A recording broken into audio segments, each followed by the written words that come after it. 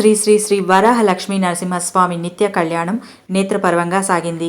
అర్జిత సేవల్లో భాగంగా ఉత్సవమూర్తి గోవిందరాజస్వామిని ఉభయ దేవేరులతో మండపంలో అధిష్ఠింపజేశారు.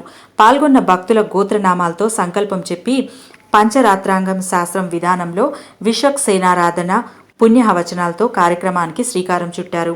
కంకణ ధారణ, నూతన యజ్ఞోపవేతం సమర్పణ, జీలకర్ర బెల్లం, మాంగళ్య ధారణ, తలంబ్రాల ప్రక్రియను కమనీయంగా జరిపించారు.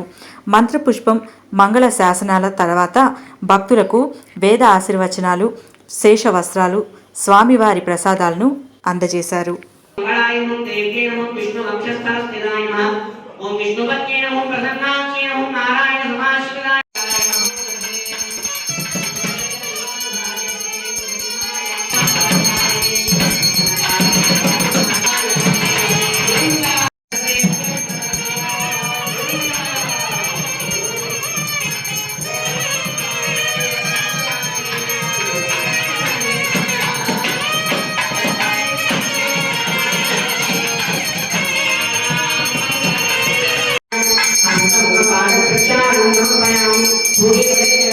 कर्पूरेण